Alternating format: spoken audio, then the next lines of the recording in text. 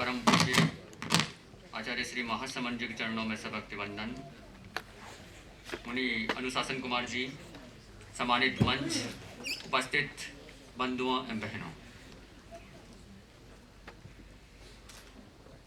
भारत निर्माण संस्था के द्वारा यह आयोजित कार्यक्रम उसके आगे कुछ डेटा है नीचे, जिसका विषय जब मुझे ज्ञात हुआ तो बहुत पसंद आया, क्योंकि इसी बात को लेकर के मैं एक अभियान चालू करने के संदर्भ में चिंतन कर रहा था। उस समय वो अभियान था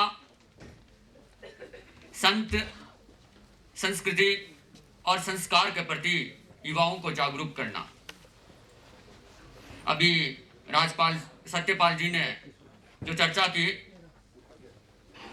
वास्तव में मुझे लगता है कि आज संत किस दिशा में जा रहे हैं।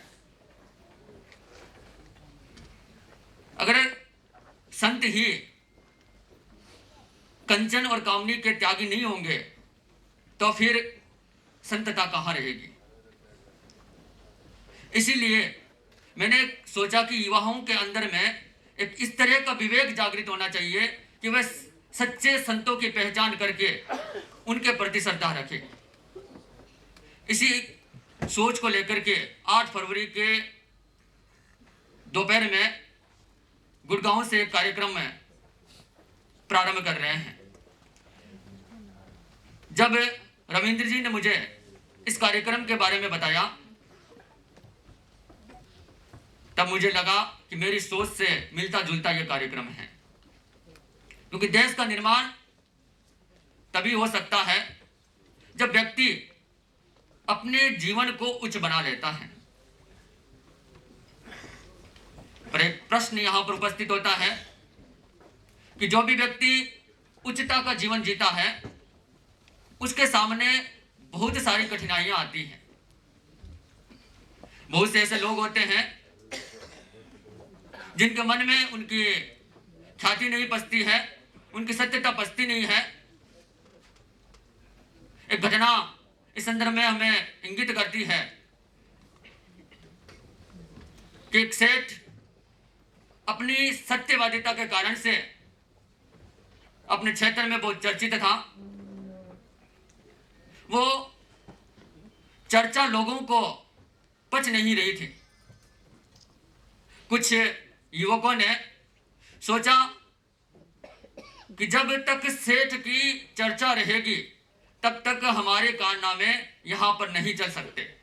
इसलिए सबसे पहले जरूरी है कि हम सेठ की सत्यता को कुछ दाग लगा दें।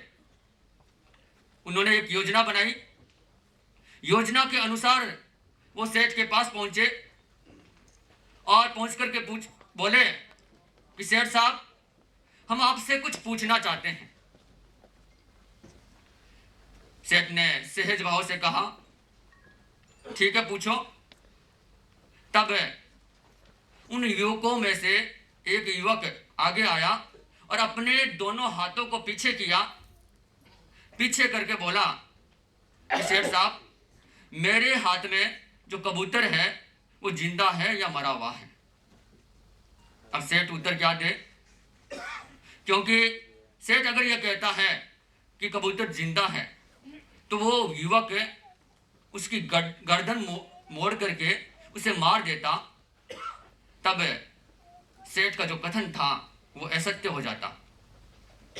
अगर सेठ ये कहता कि कबूतर मरा हुआ है तब वो युवक उस कबूतर को उड़ा देता, तब भी सेठ असत्य वचन को बोलने वाला हो जाता। तब उसने बहुत ही मार्मिक आंसर दिया और सोच विचार करके आंसर दिया। सेठ ने कहा कि कबूतर को जिंदा या मरा हुआ देखना आपके ही हाथ में है। वैसे ही जो व्यक्ति उच्च जीवन जीना चाहता है, जिसने ऊंचा लक्ष्य बनाया है, वो भी उस लक्ष्य तक पहुंचने में अपने आप को समर्थ पा सकता है, क्योंकि उसके भीतर में ही ऐसी शक्तियां हैं, ऐसी क्षमताएं हैं जिनको जागृत करके वो उस लक्ष्य को प्राप्त कर सकता है, उसके खुद के ही हाथ में है। जीवन में जिस तरह से उस सेठ के जीवन में कठिनाइयां आई, वैसे ही उच्च जीवन जीने के वालों के जीवन में भी आ सकती है, पर न घबराए बिना वह अपने लक्ष्य की तरफ बढ़ता है तो लक्ष्य उससे दूर नहीं रहता।